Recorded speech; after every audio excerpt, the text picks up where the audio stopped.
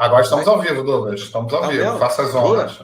Então, Faz as olá, honras. seres pensantes. Eu sou o Douglas Scalambrini e esse aqui, acima de mim, creio eu, hoje, com a cara do Almir Sater, é o Ricardo Nunes. E na nossa live de hoje, temos a honra de receber a galera da escola 8 Bits, que vai bater um papo conosco sobre algo muito importante em tempos de pandemia. Galera, qual é a programação de hoje? Me embolei. O Douglas sempre tem essas historinhas, né? Ele faz essas piadinhas, cara. Ô, Douglas, quem é o Almir Sater? Pô, Me tu sabe pegou o Almir agora. Sater? Não. Que é isso, velho? Ô, não lembro. Vai Me andando fala, devagar cara. que você chega lá. Esse cara Eu só tinha escuta chamado ele velho. Ele tá mais charme. com o cara do velho do Rio, né? Mas Quem é o Almir Sater? Fala quem é. Cara, o Almir Sater é um grande músico e compositor, né? Que tem clássicos aí maravilhosos e atuou em uma novela que foi de época, né? Que marcou a história da TV nacional na década de 90. Tá sempre com chapeuzinho, sempre com chapeuzinho. Cara. Inclusive roubaram o helicóptero dele agora, coitado. Me diz uma música de sucesso dele. Ando devagar. Porque já tem tive várias. pressa e levo nesse sorriso, que já chorei demais. Caminhos me levem. Mas ele canta? Que isso? Canta, ué. Louco. Canta e compõe. Só escuta charme, só escuta fã. Toca violão. Isso, cara. Quer saber? Eu vou até fazer a boia. Vamos ver se eu conheço. Vai ficar na... Almir Sater. Conhece. O cara é tudo, tô ligado. Televisão. Tô ligado. Esse é o verdadeiro Zé Trovão. Zé Trovão. Esse é o verdadeiro Zé Trovão. Deve estar lá no México.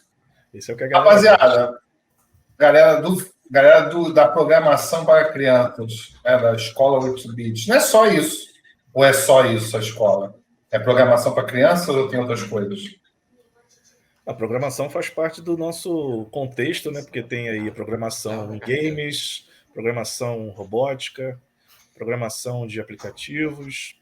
Tem uma base de programação, né? Como muita coisa na nossa vida tem base de programação. Né? Verdade. E aí dentro da escola a gente trabalha. A gente vai voltar a falar na escola, porque a escola vai ser mais ou menos lá no final da conversa, né? A gente tem um costume de tentar contextualizar quem são os convidados, mas sempre focado na educação.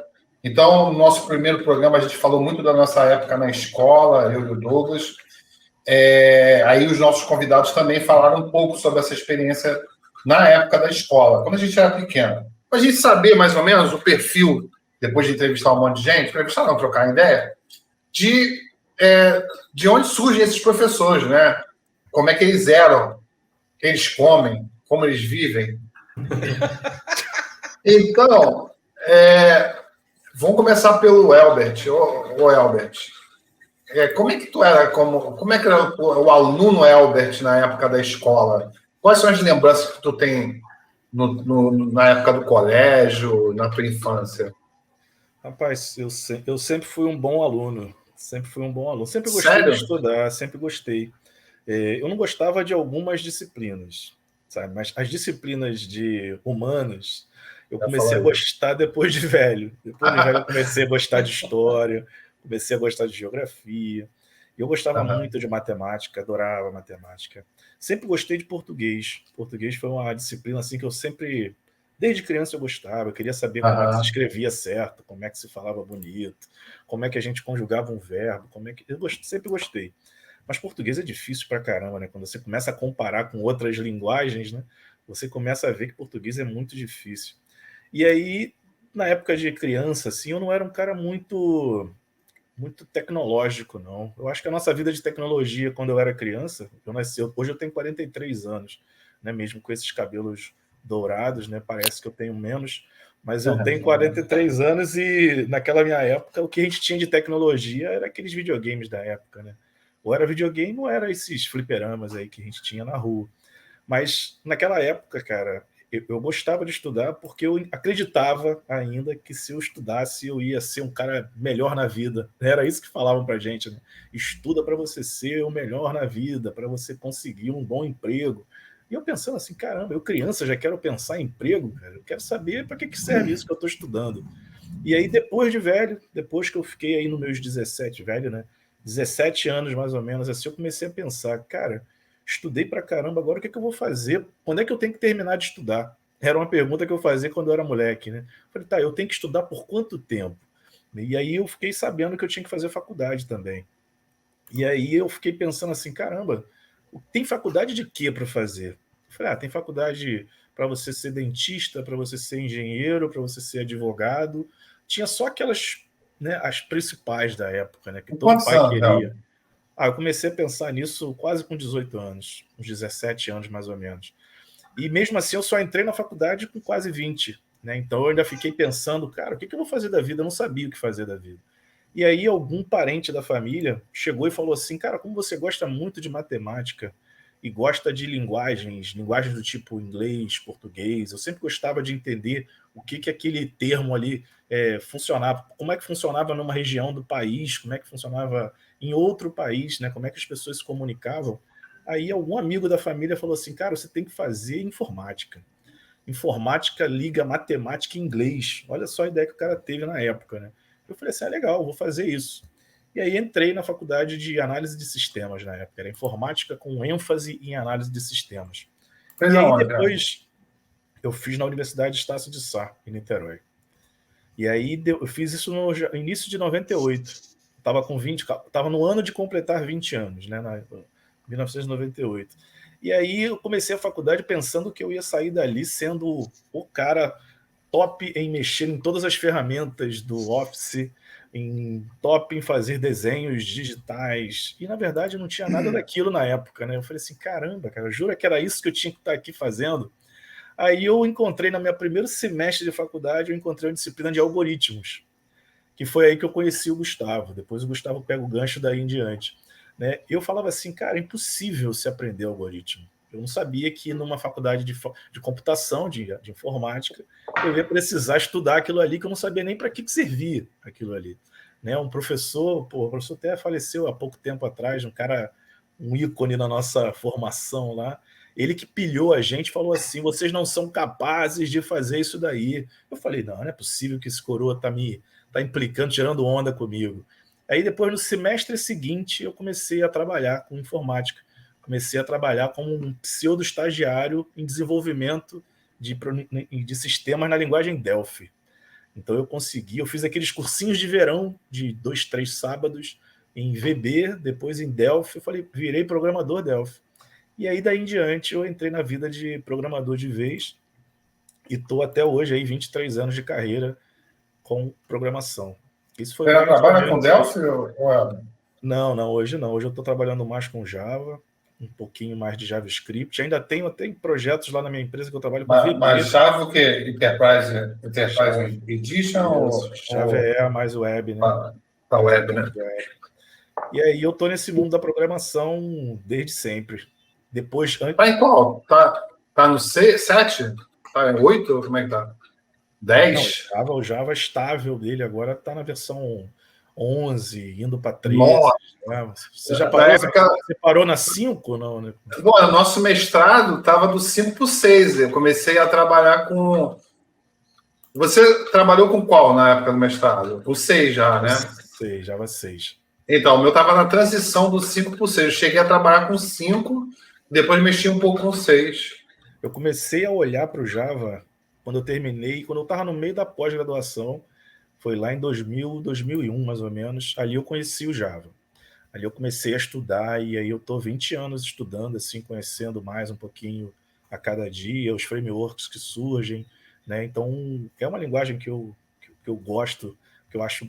As pessoas acham muito difíceis de estudar, de aprender, mas é uma linguagem boa de se aprender, sabe? É uma linguagem que ele te deixa uma regra, ele te dá um pouco mais de burocracia para você aprender. Quando você deixa muito solto, a galera que está chegando agora pensa que tudo é solto, e aí você acaba se enrolando um pouquinho para aprender algumas coisas simples da programação, que a galera da velha guarda tem muito mais base disso, daqueles monte de estruturas e um monte de outras coisas, que hoje está tudo encapsulado em alguma tecnologia mais moderninha, né?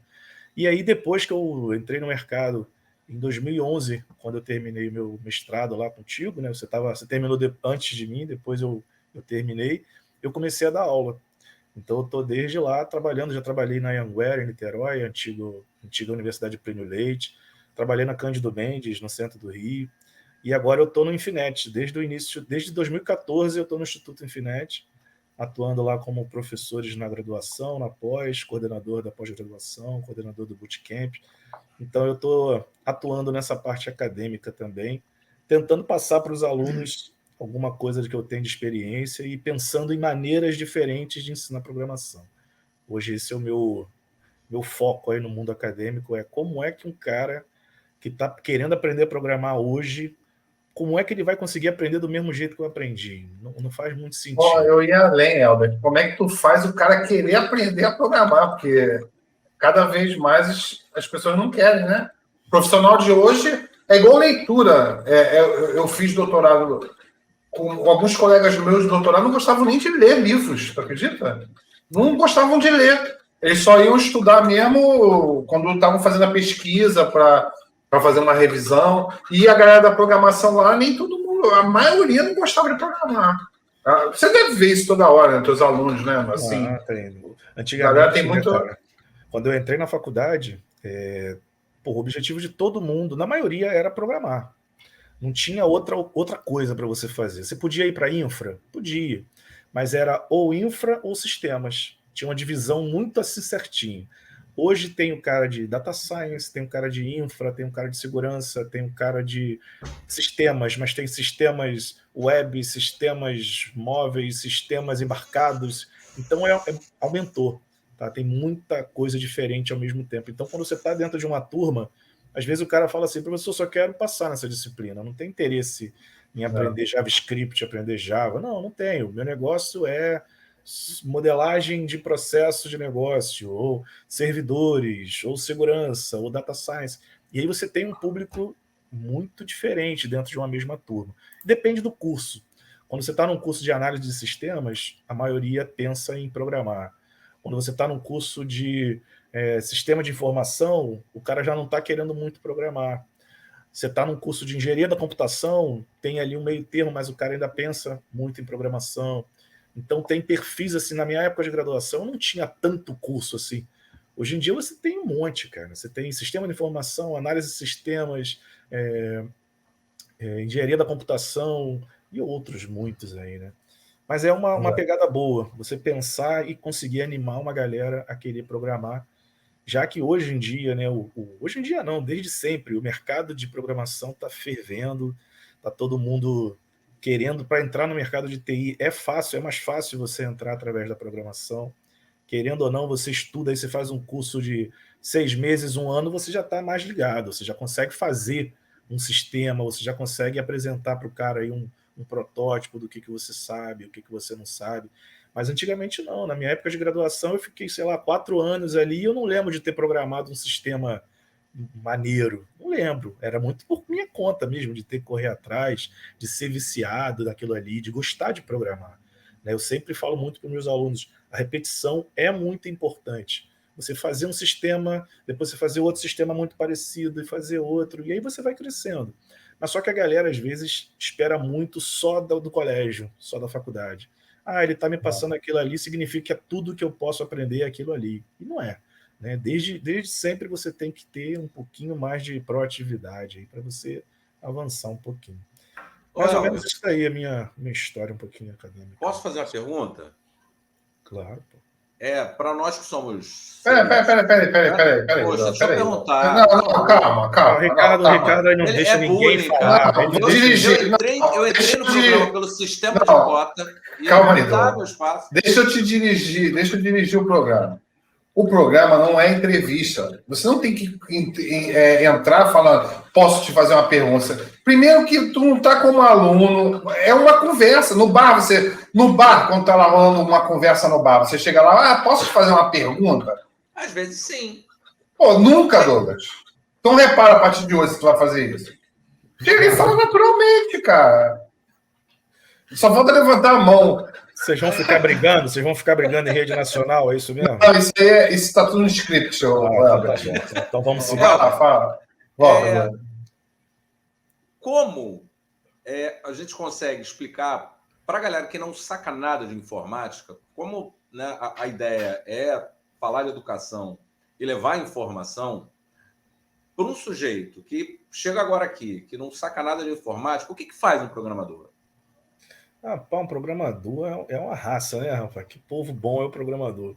O programador, o objetivo dele é uma peça fundamental dentro de qualquer instituição hoje que tem um pouquinho de tecnologia. Um programador é um cargo de ouro, cara.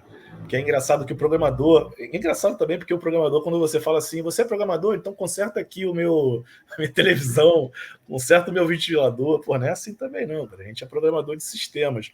O objetivo da gente é conseguir conversar com uma pessoa, perceber o que ela quer resolver de problema, né? Ou identificar uma dor que essa pessoa está sentindo. Se eu tiver uma solução assim, assada, eu consigo resolver esse problema. Essa solução pode ser feita através de um papel, pode ser feita através de uma planilha e pode ser feita através de um sistema, se você quiser otimizar, se você quiser botar aquele processo ali de uma maneira mais bem organizada. E aí o programador ele consegue pegar aquela ideia daquela pessoa e desenvolver, através de alguma tecnologia, uma solução que consiga ajudar aquele cara a melhorar ali o processo, né, de execução de alguma ação dele. Então, o programador ele é um cara que tem que ter um conhecimento em alguma linguagem de programação, ele tem que ter conhecimento desse processo de engenharia de um software, para ele conseguir pegar o que aquele cara quer e você entregar para ele uma solução. O que acontece muito hoje, que tem os programadores de diferentes tipos e níveis, é que um programador mais experiente, ele consegue ter uma percepção melhor da dor daquele cliente e ele consegue apresentar uma solução que seja mais viável para aquele caso. Porque muitas pessoas hoje acabam querendo criar uma solução absurda quando o cara só queria aquilo ali, só queria um pontinho. E aí você investe tempo, você investe dinheiro, você investe mais gente nesse processo de construção e o cara só queria uma planilha. Como várias pessoas chegavam para mim, eu preciso de um sistema para pegar os dados do tribunal das eleições e botar aqui. Eu falei, não, cara, vai aqui, tem essa planilha, é só você clicar aqui que você pega. Eu não preciso fazer um sistema? Não preciso. E aí, mas aí você perdeu o dinheiro do seu? Não, já tem uma solução pronta, para que eu vou construir uma solução pronta se já tem? Então, esse tipo de percepção de um programador, é que tem programador que só pensa em vou ganhar dinheiro programando, e tem outro que fica assim, vou resolver um problema e aplicar e apresentar uma solução decente para aquele meu cliente. Isso é a balança dos programadores hoje em dia. E aí existem diferentes tecnologias que você pode usar para você fazer, desde o seu robô para você otimizar dentro da sua casa, até um sistema para você colocar dentro do seu telefone, né? Passando por sites, passando por outras aplicações aí que envolvam sistema. Ô Elbert, tem um problema muito sério, né? Quando a gente quer trabalhar com pessoas, fazer podcast com pessoas de tecnologia que são streamers. A gente está streamando para 3 lugares, né? Eles estão streamando no Facebook da escola, do 8-bit, não é isso? Estamos transmitindo para o YouTube do NRG, do Grupo de Pesquisa de Engenharia da Educação, e estamos transmitindo para o meu perfil do Facebook. E aí, enquanto você falava, eu fui olhar aqui o OBS e percebi que, como a gente está fazendo a transmissão para os 3 lugares, eu mudei a configuração, não estava entrando o áudio do computador. Maravilha. Porque antes eu usava com áudio específico das câmeras do sistema que a gente usava. Então, eu só liguei o áudio agora.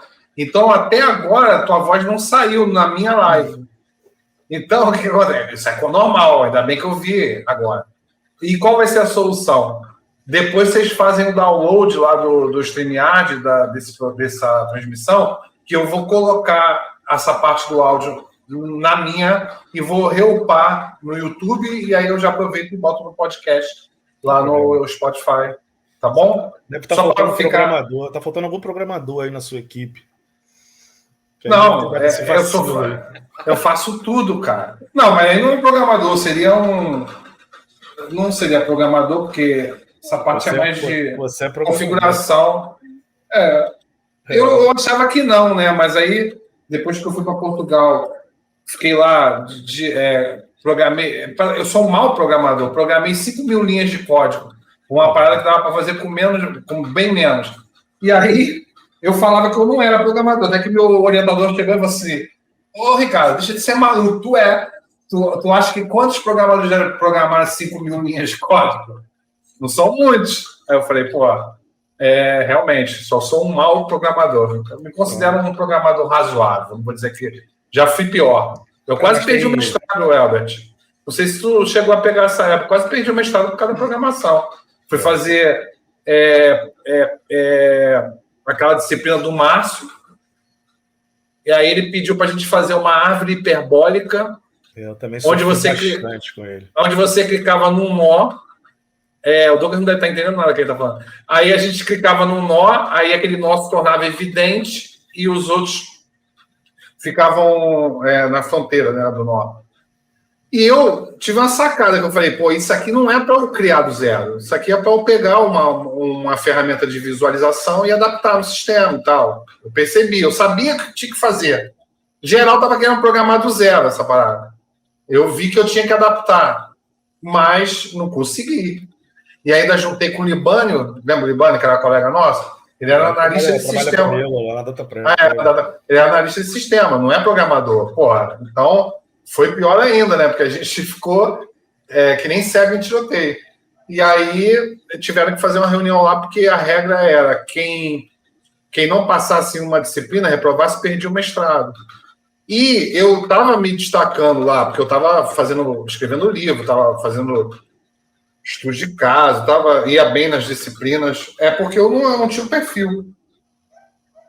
Mas esse negócio de programação, cara, é bem complicado, assim, porque ele assusta muito.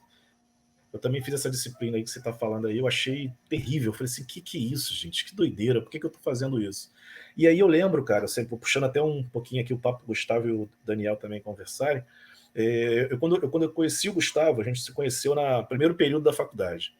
O Gustavo veio de uma cidade, eu vim de uma outra cidade, a gente se encontrou em Niterói para fazer faculdade.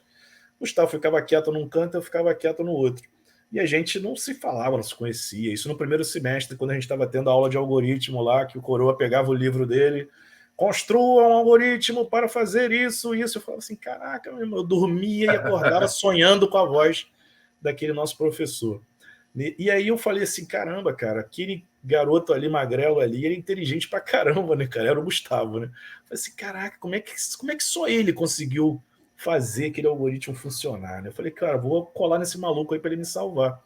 E aí ele começou a me dar os bizus, que não, cara, é assim, é assado. Eu falei, opa, aí eu engatei, e aí a minha faculdade foi mais suave, porque eu não conseguia entender a linguagem que aquele professor me passava. Eu não conseguia entender. Criou uma barreira na cabeça que eu falei assim, eu não consigo entender o que tem que fazer. E depois o Gustavo me deu só um atalho, e dali para frente eu falei, pá, beleza, agora eu entendi. Gustavo, que atalho é esse, Gustavo? Que atalho é esse? Fala agora. Eu não lembro desse atalho, não.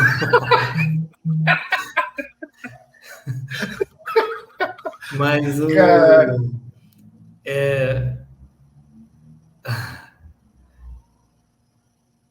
o programador é um poeta.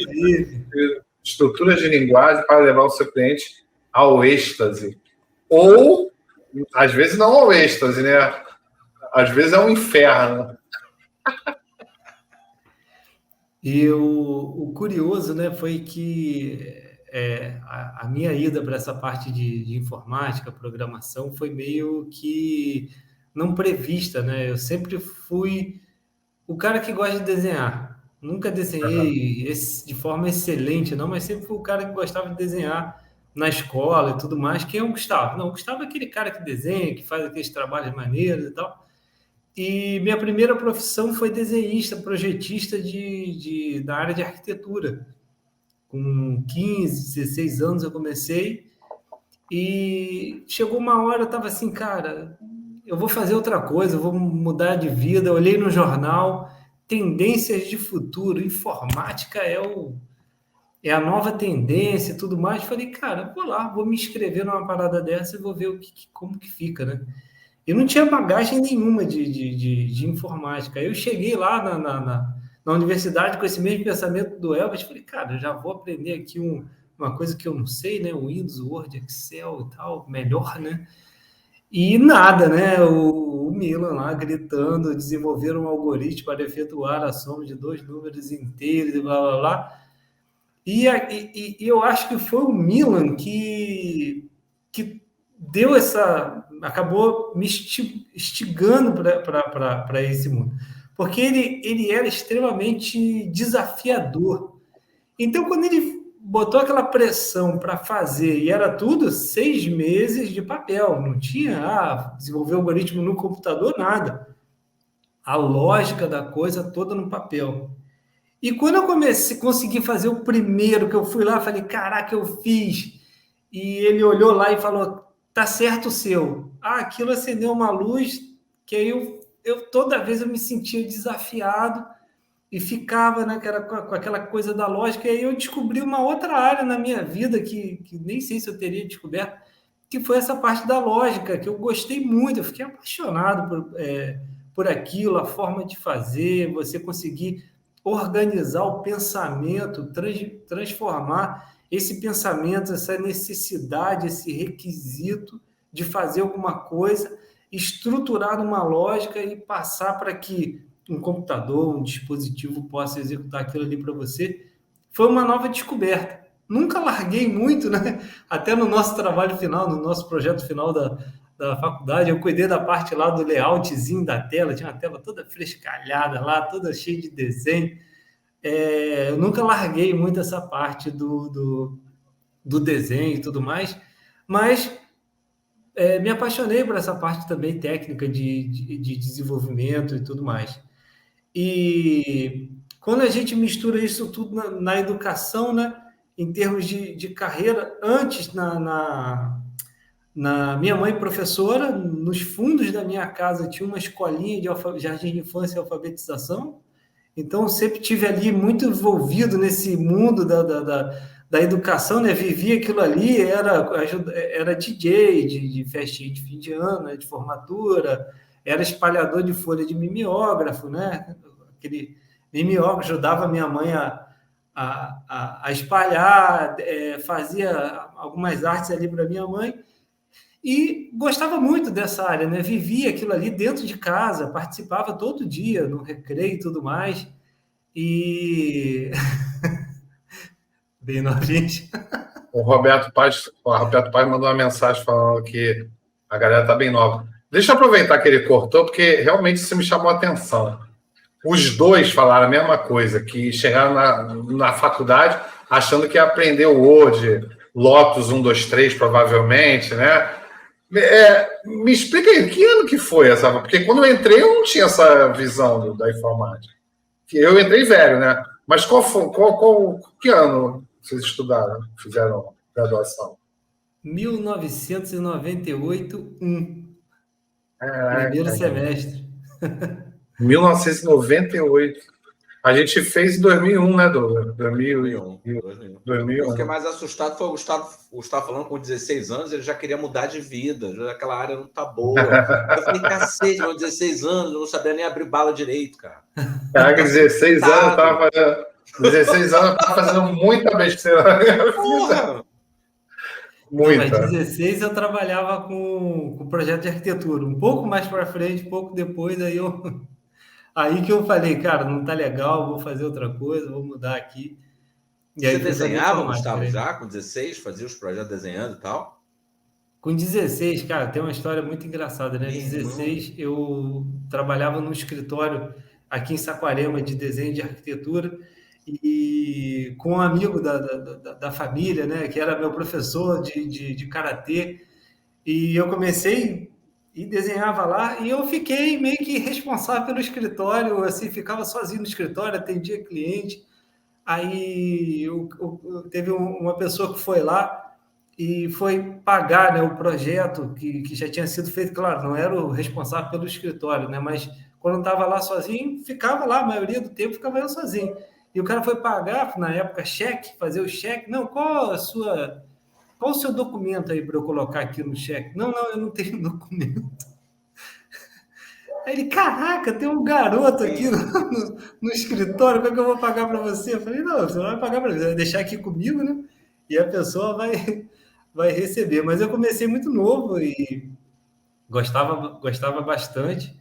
E depois, inclusive, o segundo grau foi dentro dessa área, né, de de projetos, de construção civil, e depois eu fiz essa virada aí para a área de informática. Aí, com essa parte toda da educação, né, me distanciei e depois de programador eu entrei na área de gestão de projetos, fiz uma pós-graduação em gestão de projetos, fiquei atuando dentro de outras empresas conhecidas aqui no Rio e pintou uma oportunidade meio que do nada de um outro amigo que fez faculdade com a gente, o Ranzinza, que fez projeto final junto com O Ranzinza. Dá o nome do cara, deixa esse mal educado. O cara daqui a pouco vai ver isso daí. O cara vai ficar Ranzinza. É um dos 7 anões da Branca de Neve, não? É baixinho também, é Ranzinza e baixinho. Mas tem Ranzinza na Branca de Neve? Não sei, tem o Zangado. Por Ranzinza é um pulo, né, pô?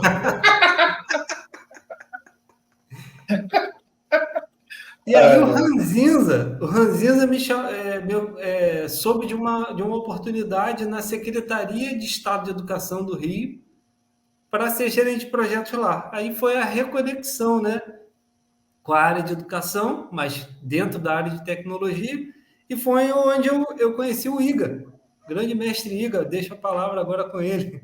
Caraca, e vocês combinaram?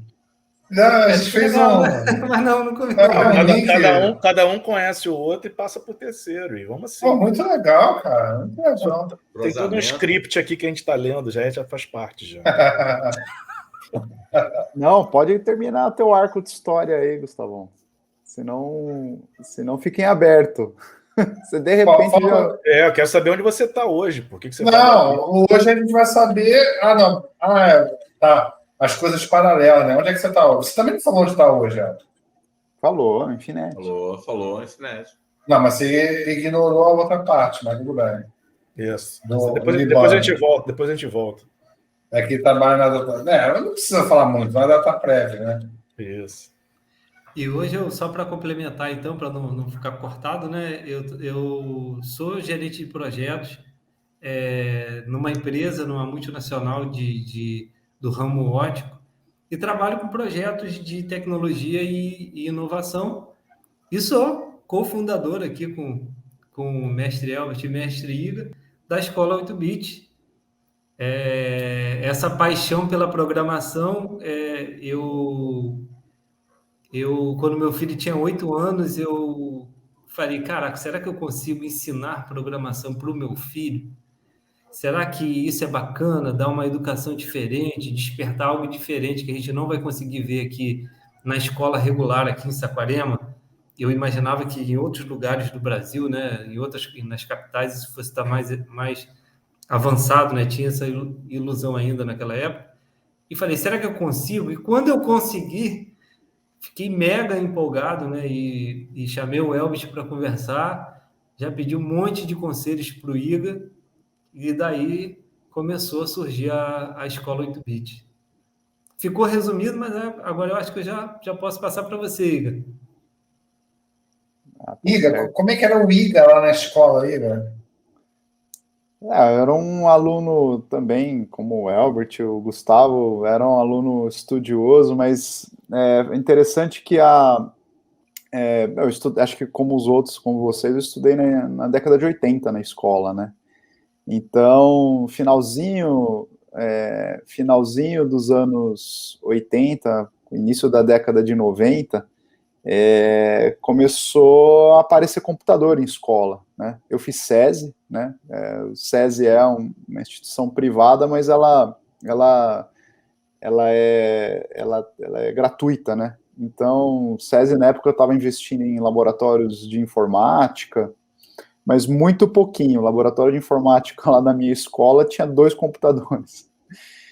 E eu sempre me interessei. Então, quando... Isso eu estou falando aqui mais ou menos 1994, surgiu um computador lá na escola, no SESI, e eu sempre era um bom aluno, né? Então, acho que era um aluno bem comportado, o pessoal deixava eu ir lá no laboratório mexer nesse computador, né? E as professoras, elas tinham muito medo de quebrar, de desconfigurar, elas não entendiam direito, então elas não faziam a leitura da tela para entender o que estava na tela, para então clicar, né? Então, fazer um comando. E para mim era natural fazer aquilo. Eu gostei do computador e pedi para o meu pai, né, fazer um esforço e comprar um computador. Em 1995, esse computador foi comprado. Na época, tinha uma reserva de mercado ainda, então, para você ter um computador, você tinha que importar do Paraguai. Não era o computador? Era um montado, era um DX. Era um Windows. Não, era DOS. Era com DOS, aí você tinha que instalar no disquete o Windows 3.11. Acho que era um DX2, tá? Vou ficar devendo aqui se era um DX4 ou um DX2, mas eu acho que era um DX2 de 33. Melhor o Windows de todos os tempos. 33 MHz, tinha que... 311? Pô. Tinha que carregar ali, né? Pelo menos os 3 primeiros disquetes do Windows 11 para ele deixar na memória e você conseguir executar, porque... Bom, enfim, né, tinha drive de 5 quartos, como é que 3 pode, né? Fala aí, legal. 3 disquetes, cara. Era o quê? Era 1.44 se eu não me engano, gigabytes, né? Se eu não me engano, tinha 1 mega de memória aquele computador, né? E o disquete tinha... De armazenamento era 1.44, não era 1.44 gigabytes. Depois. Disquete, não. Não, disquete de agora mas antigamente não era esse tamanho. Disquete de agora? Que disquete agora? Agora mais recente, quando ele acabou. Eu nem vi, cara. Existia de 1 mega disquete? 1995 para soltar esse agora, né? Então, caraca, mas existia de disquete de 1 mega? Chegou a esse ponto? Não. Que loucura. 1.44 tinha. Acho que tinha sim. Eu lembro que eu tinha um disquete de 1.44. Acho que foi isso, né? Mas enfim, assim, para não viajar demais, eu comecei a usar esse computador, a ler manual, a usar, tinha o DOS e tal. E aí na escola, por alguma razão lá, a diretora percebeu que eu sabia usar, então ela entrava lá no meio da aula. Às vezes eu estava lá na aula de matemática, na aula de história, batia lá na porta. Desde essa época o pessoal já me chamava de Iga, né? Falava, Igarashi, vem cá na diretoria, né? E aí todo mundo já sabia que eu ia lá ser o assistente de computador lá da diretora. Então eu ia lá na diretoria, ajudava a imprimir prova, imprimir comunicado, imprimir anúncio de festa, esse tipo de coisa, né? Eu configurava a impressora matricial, né? Então tinha lá uma Epson LX300 colorida, que tinha que baixar o driver e tal. Então, eu sempre gostei de tecnologia, mas foi mais essa experiência de um aluno / estagiário de informática na escola, né? Estou falando assim no Fundamental 2, né? Final do Fundamental 2, que eu acho que foi assim, pô, essa área é legal, né? Eu gosto. E meus pais, que assim, eu sou nascido em Guarulhos, né? Então, para a sua enorme audiência, para a nossa audiência nacional aqui, o que é Guarulhos, né? Principalmente Guarulhos na década de 80 e 90. Guarulhos é a periferia que fica na periferia de São Paulo, né? Nem sabia. Então, é uma cidade que faz fronteira com São Paulo, mas ela faz fronteira com a franja de São Paulo, né? Então, na minha época, Guarulhos era o lugar onde ficava um aeroporto, né? E indústria. Nada mais que isso, né? Então, naquela época, para os meus pais, era fundamental que, né, quando chegar no ensino médio, você vai fazer colégio técnico. Você vai fazer colégio técnico, porque você faz o ensino médio, sai do colégio técnico com alguma profissão, e aí você entra na faculdade para estudar à noite, e de dia você trabalha para conseguir pagar a tua faculdade. Esse era o roteiro da família de classe média operária, né, por assim dizer, brasileira, né? Então meu pai trabalhava na Philips, né, quando a Philips ainda tinha uma fábrica lá em Guarulhos, e para mim essa era a programação da vida, né? A sorte é que eu gostava de tecnologia, né? Então quando eu fui escolher lá no cardápio de cursos técnicos, tinha lá o técnico em eletrônica, né? Que nos 1996, você ser técnico em eletrônica era, de certa forma, o mais próximo de informática, de computação que você chegava. Né? Tinha a oportunidade de trabalhar consertando coisas, né? Era um campo vasto. Tinha um campo, mas deve ser ainda, né? Deve ser. E aí eu prestei vestibulinho, porque tenho, né, até hoje, a Escola Técnica de São Paulo, ETESP, né? Que até hoje, hein? Desde aquela época até hoje, é uma das melhores escolas públicas do Brasil, tem excelente classificação no Enem, e assim por diante. E era de graça, né? Que era o mais importante. Então era uma escola de tempo integral, de manhã currículo do ensino médio, português, matemática, história, etc, etc. À tarde, currículo de eletrônica, né? Então introdução à informática, eletrônica, telecomunicações e assim por circuitos básicos, aí vai. Então, fazer eletrônica era estar próximo de computação, né? E lá, muita gente já tinha computador em casa. Então, finalzinho dos anos 90, né, 1998, 1999, começa a surgir internet doméstica, né, aquele modemzinho para fazer a ligação, descagem dial-up, né, que você ligava para o provedor. Meia-noite para pagar. Meia-noite para pagar tarifa reduzida, fazer aquele... né, que o pessoal mais novo nem imagina o que seja. Caraca, não imagina mesmo. O modem sincronizava lá com o servidor, com o provedor de internet, e você navegava lá numa wall, já tinha wall, né? Mas tinha BBS, né? Era o ball. Eu tinha um e-mail do wall. Aí veio o IG, que era de graça, né? Uma revolução, né? Quem não tinha, né, o e-mail do wall?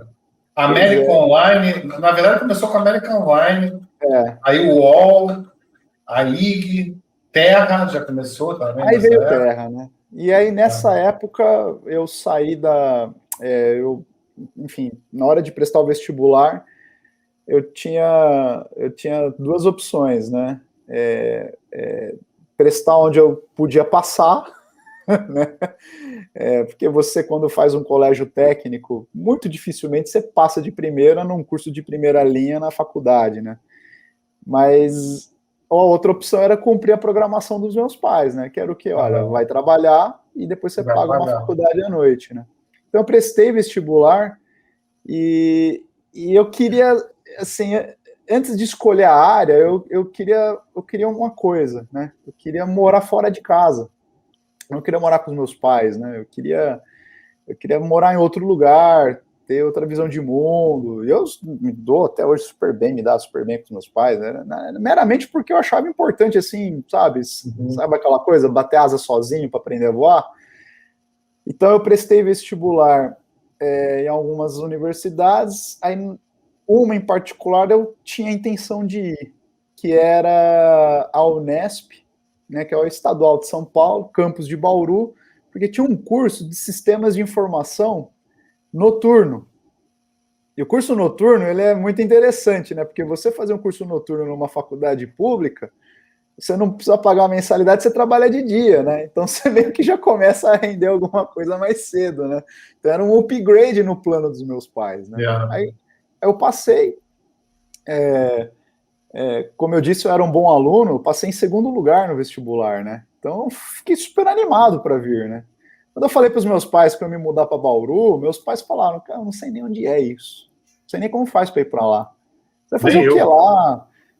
Faz aqui uma particular aqui em São Paulo, que você vai gastar para morar lá fora, você paga a universidade aqui. Eu bati o pé e falei, não, estou indo embora, quero ir para Bauru. A cidade, muito bacana, a cidade tem 350 mil habitantes, hoje tem 380 mil, né? Quer dizer, é uma cidade grande. Está em Bauru ainda? Estou em Bauru. Porque eu fiz o curso de Sistemas de Informação, foi o primeiro curso de Sistemas de Informação do Brasil. Tinha essa ideia, né, de ser uma versão aplicada do curso de Ciências da Computação em negócios, né, na economia digital, por assim dizer, que estava em seus primórdios, né. Então eu vim para o curso, logo que eu entrei na universidade, e eu passei a trabalhar, me convidaram para fazer parte de um laboratório de pesquisa, né? Porque como eu tinha feito eletrônica, eu tinha uma bagagem de eletrônica igual do Gustavo, né? Mão na massa, né? Montar robô, esse tipo de coisa, eu tinha essa habilidade. E a Intel tinha feito um convênio com a Unesp aqui de Bauru Então, eles queriam introduzir uma plataforma nova de processadores baseada em programação RISC, né, que os processadores da Intel, né, x86, hoje o Core, no final do dia é tudo arquitetura CISC, né, mais complexa, né. E aí, eles precisavam de alguém que soubesse eletrônica, arranhasse no inglês e estivesse fazendo computação. Eu fui lá, me candidatei, passei, aí eu virei vamos dizer assim, um estagiário da Intel, né, então ajudava a fazer tradução de material, principalmente material de programação assembly. Então eu mesmo não mexi muito com Delphi, porque eu passava a minha experiência na faculdade foi muito linguagem de baixo nível, era baixaria, né? Trabalhar com assembly, linguagem C, né? Com muita sorte usar um C++, né? Uma coisa média alto nível, né? Mas na época da faculdade, eu acabei sendo convidado, né, para fazer alguns projetos por conta da Intel, né, junto com o governo, né, e um dos projetos foi criar um laptop de baixo custo. Esse laptop de baixo custo usava esse processador da Intel, que tinha uma sacada, né, a Intel, ela tinha lançado uma linha de processadores de alto desempenho e baixo consumo de energia para aqueles equipamentos que quase ninguém sabe quais são, né, que é aqueles handhelds, Palm, né? É coisa muito... assim, antecessor do iPhone, do celular. E o que a gente fez? A gente pegou aquele hardware e colocou uma tela de 10 polegadas. De 9,7 polegadas. Uma tela touch. Então, lá em 2005, a gente tinha criado uma espécie de laptop de baixo custo, com teclado, com tela touch, com um processador de celular e um sistema operacional. 2005. 2005. E esse projeto chamou a atenção do MEC, a gente chamou a atenção de empresas. Não era normal, era comum? Não era normal, não era uma tela capacitiva, né? Era uma tela resistiva, né? Então você tinha que ter uma canetinha para ficar cutucando a tela, né? Diferente de usar o dedo, né? Mas esse projeto, no final do dia, quando eu me formei, eu fui convidado para trabalhar numa empresa de software educacional, né? E aí essa empresa de software educacional era, de certa forma, pioneira no Brasil, né? Que ficava em Bauru e a gente desenvolvia software para laboratórios de informática, né? Qual o nome? MSTech. Essa empresa MSTech, ela desenvolveu uma tecnologia. Eu fui para o mestrado na Unesp, com mais outras pessoas, nós desenvolvemos uma tecnologia que, de certa forma, começou no mestrado, que era um driver para... assim, é muito técnico, mas eu vou tentar resumir, né? É uma forma de você virtualizar o disco rígido dos computadores. Então, ao invés de você usar o disco rígido do computador para inicializar o computador e guardar as coisas, a gente fazia isso num servidor central, né? E aí o sistema operacional era por streaming, né? Isso nos anos... Caraca, Igor, que isso? Tu tava na crista da onda nessa época. Nessa época, esse tipo de ferramenta no Brasil, brasileira, né, nacional, não tinha, né? E a partir disso a gente começou a desenvolver uma série de ferramentas, né? Então, isso para laboratório de informática, para call center é maravilhoso, né? Porque chega no final do dia, não importa o que o usuário fez, você reiniciava a máquina, no dia seguinte ela bootava de novo um disco virtual sem nenhuma alteração, modificação, vírus, né? Então ela era muito boa para você gerenciar redes de computadores, né? E, lógico, né, dentro de um contexto educacional, a gente desenvolveu outras ferramentas que tinham aplicabilidade educacional, ambiente de educação à distância, EAD. De tal forma que, em 2013, essa empresa tinha 600 e poucos funcionários, trabalhava com várias secretarias de educação, escolas, faculdade, trabalhava muito junto com a Intel e a Microsoft, porque a gente, de certa forma, desenvolvia a ferramenta em cima da plataforma deles, né? E aí foi quando eu conheci Mr. Gustavo, né? Ele falou que a gente se conheceu num projeto da Secretaria de Educação do Rio. De certa forma, essa história é curiosa, né, Gustavo? Porque eu apresentei lá o projeto, a gente estudou a tecnologia, mas você nunca foi meu cliente, né? Quer dizer, a gente não, o projeto não andou, né? Porque, enfim, setor público, dependia de licitação, dependia de toda uma formalidade, e a gente nunca conseguiu, né? Acesso a isso, enfim, nunca foi possível fazer projeto com a Secretaria de Educação do Rio. Mas ficou amizade, né, Gustavão? A gente sempre gostou de conversar. Aí teve uma época que a empresa, de certa forma, né, ela ficou grande, então as empresas de mídia, as editoras, queriam entrar na área de tecnologia, né?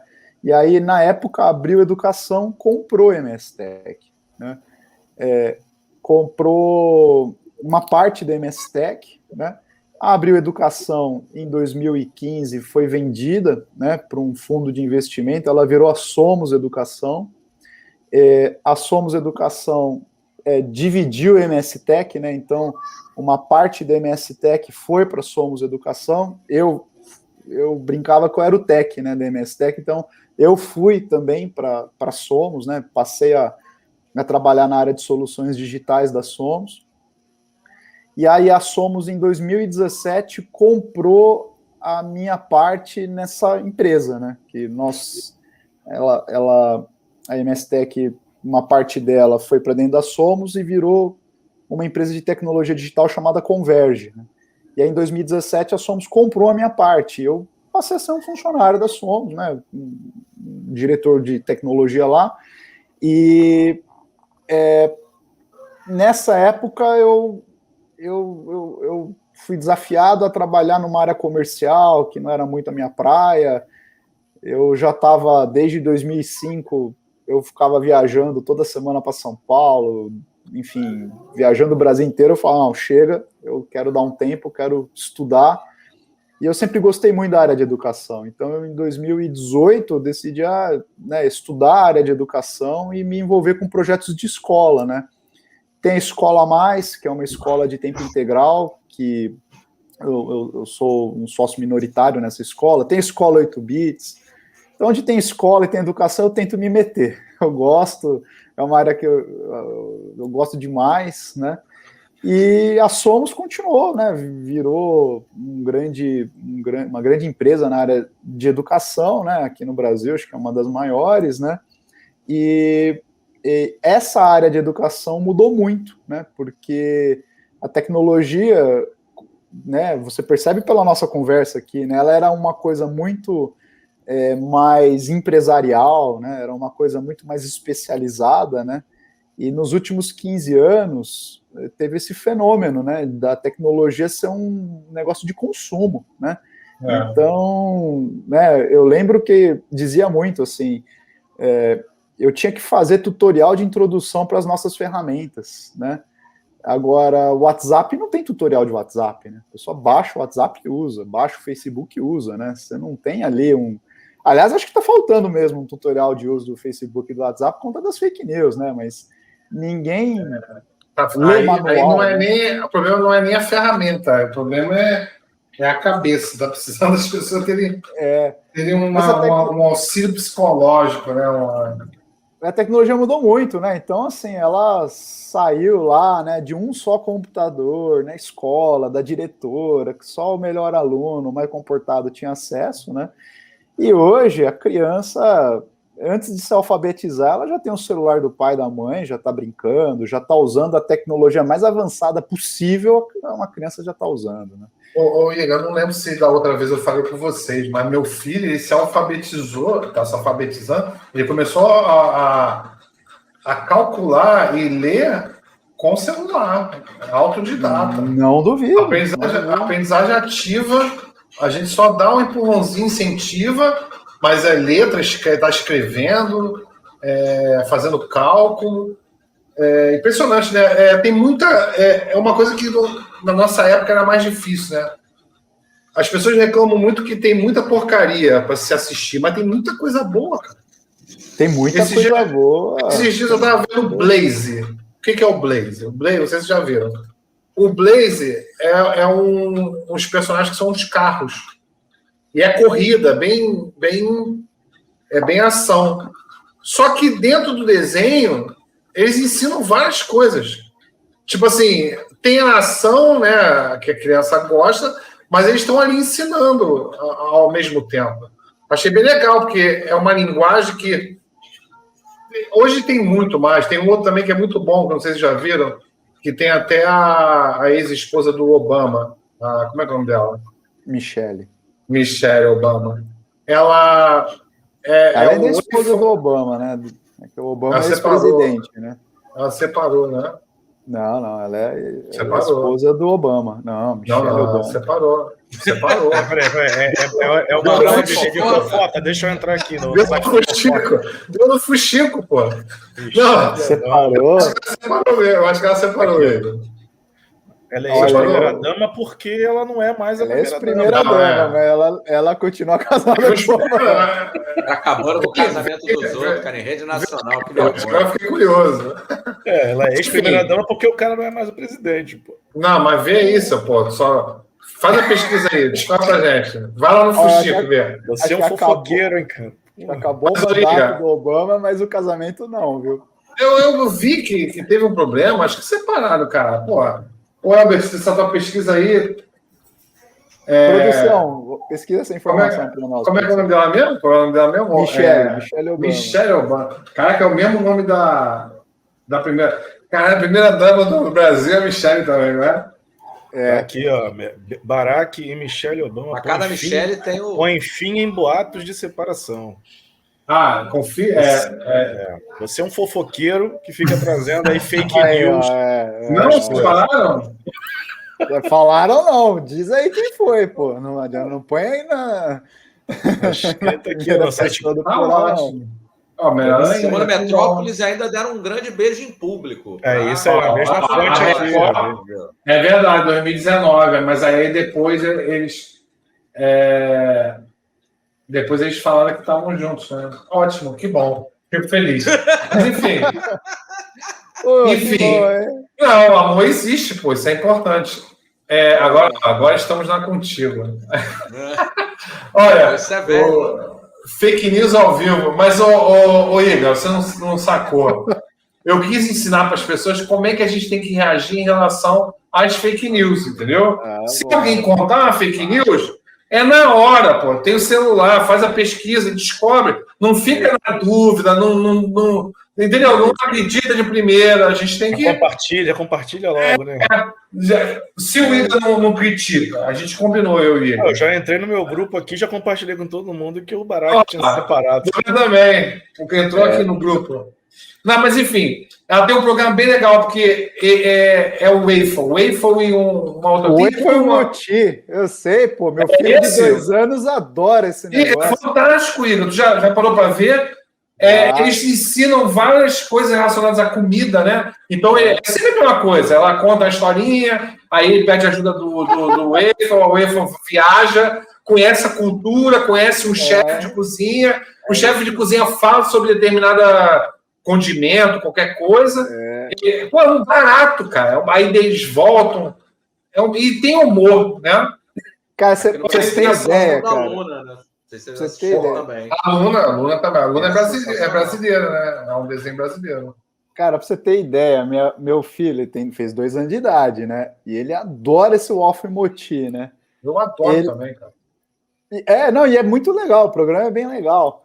E ele começou a falar assim, grandão, pequeno. Ele começou a distinguir grande e pequeno, porque teve um episódio que não sei o que aconteceu, eu assisti, mas eu não lembro, mas que era assim, olha que grande, né? E acho que era uma batata que era grandona, não sei o que, olha que grande, aí ele ficou com esse negócio, então agora tem pequeno e tem grande. E ele aprendeu nesse Waffle Moti, cara. Puta, demos uma viajada, mas é porque a Michelle Obama é a produtora, né? E ela aparece nos episódios. Não, mas está falando de aprendizagem para criança. As mídias são uma excelente fonte de. Em determinada época, se tu para pensar, é uma das principais fontes de, não de todas as crianças, mas de um segmento, né, que tem acesso e os pais também têm condições de já fazer assinatura, porque é pago, né? Não é no canal aberto. É Netflix, né? Netflix. Eles estão estudando, estão aprendendo. O Pedro aprende muito. Acho que o Otto, né? O Otto acho que tem idade, o Gustavão pode me negar ou não, ou a Elis, né? Que acho que eles são próximos, mas eles devem ter assistido as dicas de Blue, né? Uma cachorrinha azul, né? Que, enfim, é um desenho que é nessa linha, né? É um desenho pedagogicamente pensado, porque é uma cachorrinha que interage com um humano, um amigo dela, e eles usam o desenho, o enredo, o lúdico, para mostrar para a criança as cores, mostrar essas relações pequeno, grande, maior, menor, triste, feliz, dividir coisa, né? O Incrível Mundo de Gumball, tem também Pocoyo nessa linha, tem Pocoyo. Leandro Dechache, falou do Incrível Mundo de Incrível Mundo de Gundal. Na nossa época era Pica-Pau, Tom e Jerry. A minha época é um pouquinho mais cedo. Você é mais as mensagens antigo. Eram você era Sítio do Pica-Pau Amarelo. Pica-Pau Amarelo. É isso mesmo. Oi, Douglas, o que você falou? É interessante que a mensagem é completamente diferente, né? Porque você pega os desenhos da década de 70, 80, 60, a mensagem era discriminação, preconceito, etnocentrismo, xenofobia, tabagismo, que todo mundo fumava, né? Alcoolismo, né? Violência, né? Você resolvia tudo na porrada. Né? É a melhor época de todos os tempos. Nossa. Manda-chuva. Ô, Douglas, mas não tinha desenho nesse estilo, não, mais educativo na nossa época? Cara, que eu me recorde, não. E assim, que criava. Tinha, pô. Nessa época tinha o. Qual? Aquele cara do. Magu. Tinha o Chaves, pô. Era. Pô, nossa. Olha, senhora. o mais. Boa, acho que o menos etnocentrista, eurocentrista. O menos eurocentrista era o Chaves. Acho que era o mais. Né? Olha só, o fato de a gente não consumir desenho de qualidade não quer dizer que não existia. Porque, por exemplo, tinha aquele do que o Tais fazia. É na nossa época, não é? Ele não era mais educativo, esse desenho? Cientista? Tiny Toon? Esse desenho é um filme. Marcelo Tais ou Tasmania, cara? Marcelo Tais, ele fazia um personagem. Eu acho que esse programa era mais educativo. Era na TV Cultura, né? Não é porque passa também na TV Cultura que era o professor Tiburcio. Era o professor Tiburcio. Esse programa era mais educativo ou não? Daniel Azul. Mas não era desenho, né? Tinha aquele. Doce pra você. Tinha um velho também. Tinha aquele Lupulim Plim, Claplatopô, um negócio assim. Tá vendo? Já tá começando a ver, tá ouvindo aí. Um negócio bem novo. Tinha o show da Xuxa. O show da Xuxa, não. O show da Xuxa era. Cara, realmente. Era pesado, né? O show da Xuxa era pesado. Com todo respeito aos fãs, mas não dá, né? Não, é difícil, né? Eu gosto de década de 80, né, gente? Esses dias eu tava contando para minha esposa, né? Não, e aí tinha isso na cabeça, falei assim, eu ficava ensaiando para a porta dos desesperados. Eu ensaiava em casa para se um dia eu fosse, eu me jogava no chão, batia para ver se eu estava desesperado para ser digno de ser chamado pelo Sérgio Malandro para a porta dos desesperados. Isso aí é o cúmulo, né, rapaz? Isso aí não tinha. Hoje se treina em casa para ir pro BBB. Hoje se treina para ir pro BBB. Topa tudo por dinheiro? Só mudou o nome. Agora é BBB. Antigamente era Topa Tudo por Dinheiro. BBB? O que tem a ver uma com a outra? É o Topa Tudo por Dinheiro atual. Só que seria, no caso, acho que o Topa Tudo por like e compartilhamento, alguma coisa assim. Mas o Douglas, acho que ele pegou um negócio assim que eu até, enfim, acredito que essa é uma grande é um grande, grande conflito de geração. Porque, de fato, a nossa geração aqui, né, viveu a escola e viveu tecnologia, etc. Tal, viveu sobre uma ótica de sociedade muito diferente. Que tudo isso era normalizado, né? Ou seja, né, era normalizada uma superioridade autoatribuída de uma determinada classe da sociedade sobre as demais. E o jogo era esse, né? Hoje, de fato, né, existe a crítica a tudo isso, né? Então, imagina, se eu colocar meu filho com 2 anos de idade para assistir determinados desenhos, né, é evidente que depois de assistir, eu preciso passar um filtro no menino, né? De dizer, olha, isso aqui é racismo, olha, isso aqui é misoginia, né? Não se trata tua mãe desse jeito, né? Tem que ter Daniel, respeito. eu vou te fazer uma pergunta, que é o que eu estava falando mais ou menos anteriormente. Não é que porque a gente consumia isso que não havia essas críticas. Eu penso que nós mudamos de lado. Porque eu me lembro que essa mudança surgiu em mim, porque, assim, eu tinha essa visão de mundo, sabe? Era isso na minha cabeça. E aí, conforme eu fui, voltei a estudar, porque eu fiquei muito tempo sem estudar, eu tive filho cedo, 19 anos, vocês todos praticamente emendaram, né? Colégio e faculdade e tal. Uhum. O Douglas também não, né? Eu e o Douglas não. Eu e o Douglas, a gente parou de estudar e foi voltar anos depois. A gente até trabalhava junto. E eu tive uma transição, né? Porque eu era de torcida organizada, ia para baile funk. Eu era um maluco mesmo. O Douglas era mais calminho, mas eu era bicho solto mesmo. E eu fui mudando. Comecei a enxergar coisas que eu não enxergava através da leitura. Eu comecei a ver alguns autores que me chamavam a atenção. Olha, peraí, isso aqui não está certo, não. Isso aqui está errado. Olha, o mundo não é assim, não. E aí eu mudei a minha perspectiva em relação à vida. Então, eu só estou levantando só uma reflexão que talvez, naquela época, já havia esse movimento crítico de relação à sociedade e tal. É que Mas era abafado, né? Não sei se era. Talvez ditadura e tudo, né? Não sei. Mas já tinha essa... porque se você vai pensar também, hoje é uma faixa pequena da sociedade que critica, que faz barulho.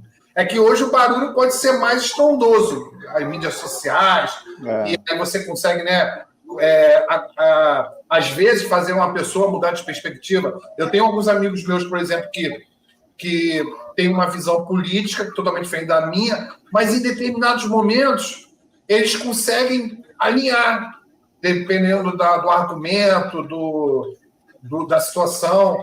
Então, hoje a gente tem uma capacidade de alcance talvez maior e aí talvez essa crítica seja mais barulhenta, mas a gente ainda tem muito que caminhar, né? Eu só estava para dizer também que, sei lá, eu tinha, na época, nem todo mundo eu acho que nem todo mundo assistia Banheiro do Gugu, é isso que eu quero dizer. Para poder generalizar, acho que nem todo mundo assistia, tinha gente que tinha críticas sérias a isso. A gente que talvez não estava muito ligado. Hoje você tem uma visão de mundo que foi se desenvolvendo ao longo dessa década, 80, 90 e 2000, né? Eu acho. Aí, bom, enfim, né? De certa forma, né? Tudo depende do quanto você é permeável a mudanças ou não, né? Enfim, eu me vejo na sua fala, né? Eu estou fazendo faculdade de pedagogia agora, para você ter ideia. Eu comecei em 2018 a fazer uma segunda graduação, por gostar da área, assim. Eu estou fazendo sem interesse econômico, nem nada, porque eu gosto, eu queria estudar, né, de forma estruturada, né? Um amigo meu me deu um livro do Paulo Freire, A Pedagogia do Oprimido, para eu ler nas férias, né? Ele falou, cara, você vai viajar, lê esse livro, né? Você que é da área de educação.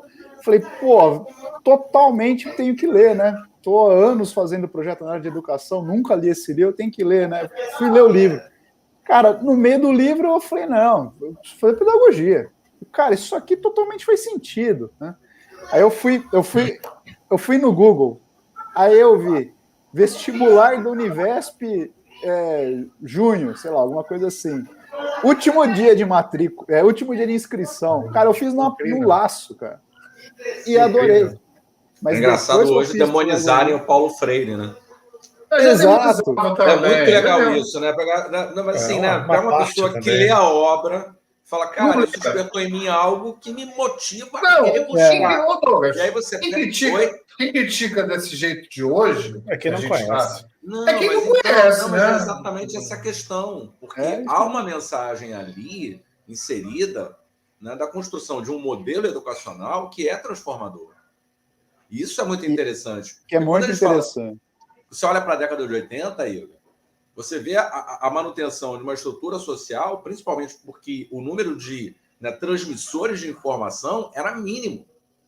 E hoje, com a tecnologia, a gente tem a possibilidade de encontrar pessoas que pensam de maneira similar e o oprimido ele consegue entender que há coletividade para ele. Exatamente. Coisa que até então não havia. Exatamente. O fato, né, de você se conscientizar, né, de muita coisa, né? Eu acho que essa virada, né, eu tive, assim, é uma anedota, né, é um negócio que aconteceu comigo, mas assim, eu sempre fui o cara do churrasco na família, né? Eu que escolhia a carne, eu que fazia o corte. Às vezes eu errava porque eu estava experimentando, mas geralmente era comigo o assunto churrasqueira, né? Até que a minha esposa, em 2016, se eu não me engano, ou 2015, ela leu um artigo que ela achou interessante, e o artigo desafiava a ficar uma semana sem comer carne, né?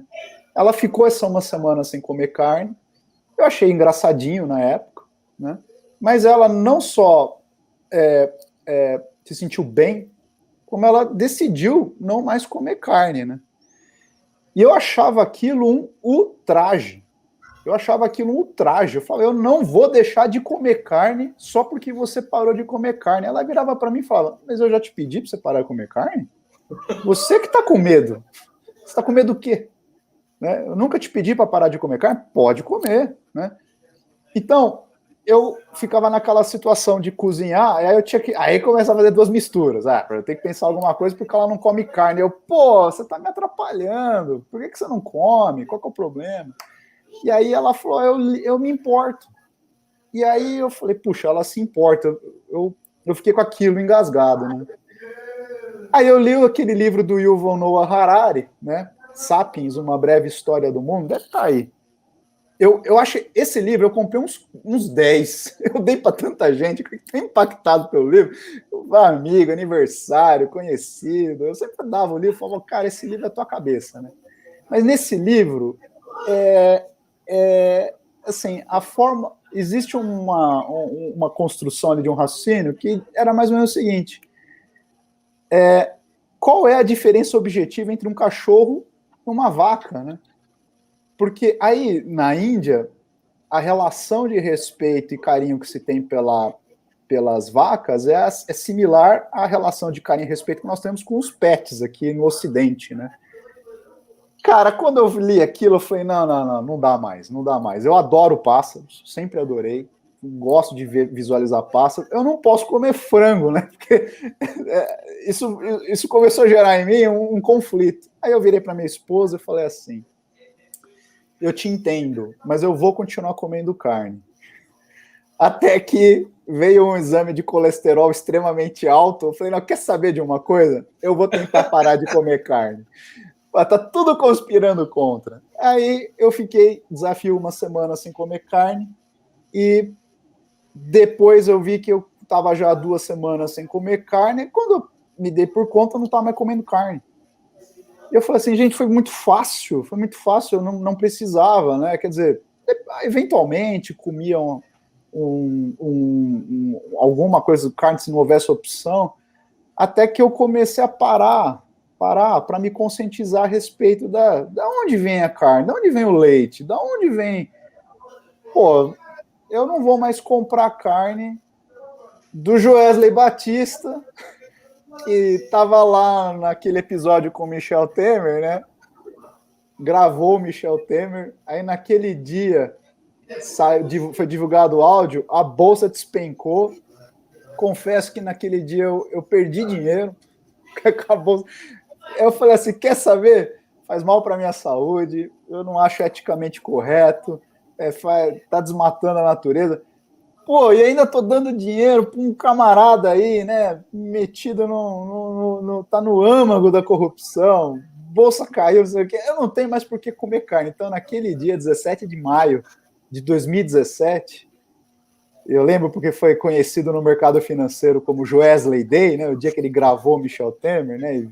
E acabou ali o governo Temer, né? O Brasil está numa crise profunda e não se recupera, e aquele dia foi um marco, né?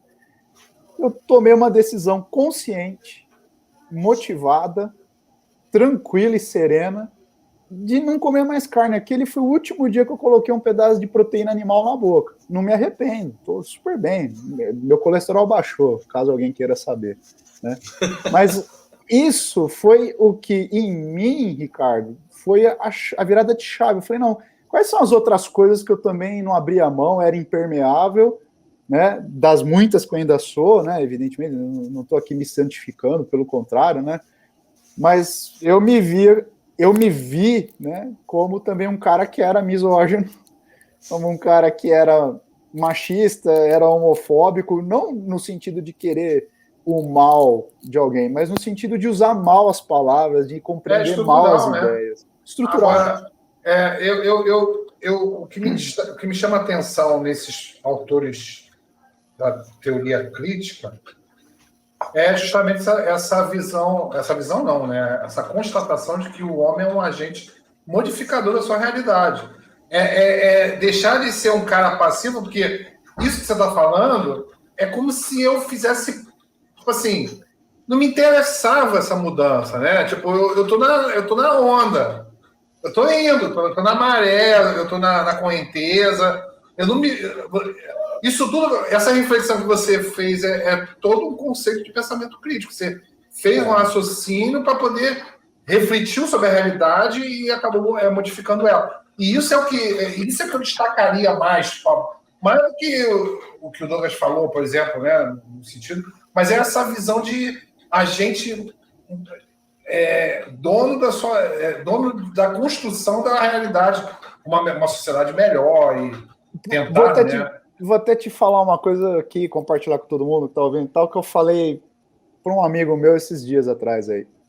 E foi tema de uma live aqui da Escola 8 Bits, se eu não me engano, uma das primeiras lives. Quem tiver curiosidade, entra lá no nosso canal e assiste. Autonomia. Autonomia. Quando eu tomei algumas decisões, eu tomei essas decisões de forma autônoma. Não teve um agente externo me influenciando, não teve um agente externo me conduzindo, ou um agente externo tirando a minha capacidade de pensar desse jeito. Eu sempre cheguei a essa conclusão sozinha, de forma crítica, critiquei o que eu era, critiquei o que eu fazia, mas de forma consciente, né, aos poucos, serena, para dizer o seguinte, olha, muito legal essa propaganda de gente feliz, bronzeada, na beira da piscina, comendo churrasco, tomando cerveja, compre cerveja, coma carne, né? Muito legal, a vida inteira. Mas hoje eu entendo que isso é uma visão de mundo que não é a única. Tem várias outras, e eu vou ser permeável a essas outras, porque tem benefícios e tem vantagens, né? Eu posso tirar proveito dessas outras visões de mundo. No caso, exemplo aqui, né, do churrasco, né, eu posso tirar exemplo dessas outras visões de mundo, tirar vantagem dessas outras visões de mundo, já que muita gente tirou vantagem de mim quando eu simplesmente aceitei essas visões de mundo. Acabei com o meu colesterol, acho que, querendo ou não, meu dinheiro ajudou a desmatar um monte de floresta que estava intocada e era terra pública, foi grilada, né? Tudo porque era uma visão de mundo que eu comprava e achava aquilo normal, né, natural. Aí hoje a gente faz churrasco normal aqui em casa, tem também, quem quer tem carne, mas quem quer vai ter os legumes grelhados, e aí, como todo mundo já deve ter vivido isso na sua vida pessoal, né? A primeira comida que acaba é a vegetariana. A primeira comida que acaba é a vegetariana. Cadê aquela fatia de berinjela com alho e tomate? É a primeira que acaba. Né? As pessoas gostam, né? Quer dizer, é alimento do mesmo jeito, né? Então, não, se for para fazer churrasco com legume, nem acende a fogueira. Não, assim, é tão bom quanto o outro, né? Você tem que estar permeável, né? E aí isso é autonomia, né? Porque eu comecei a conduzir minha vida a partir daquilo que eu entendo que é melhor e vai ser mais proveitoso, vantajoso para os meus referenciais de mundo, né? Isso é autonomia, né? Aliás, a autonomia, né? A educação hoje, a ideia da escola hoje é desenvolver justamente isso, né? Autonomia nas crianças, né? Que elas sejam capazes de tomar as decisões por si próprias, né? O Pedro aprender matemática foi... a autonomia é um elemento da motivação, né? Talvez seja um dos elementos mais estudados. E aprender de maneiras diferentes também, né? Que a gente só está pensando, quando a gente está falando de aprender, que você tem que estar dentro de uma escola, que você tem que estar lendo aquele livro que te indicaram. Mas você pode aprender um monte de coisa fazendo um artesanal aí, um artesanato na sua casa. Você pode arrumar os seus livros, você pode aprender matemática. Você lendo um jornal, você consegue ver uma reportagem, um jornal antigo, você consegue remeter a algum assunto que é interessante você estudar para você contextualizar o que está rolando hoje. Jogando. Então existem um monte de... Jogando, jogando, Albert. Jogando. Não, jogando é interessante, até para você construir um jogo, cara. Quanto que você tem que estudar para você construir um jogo?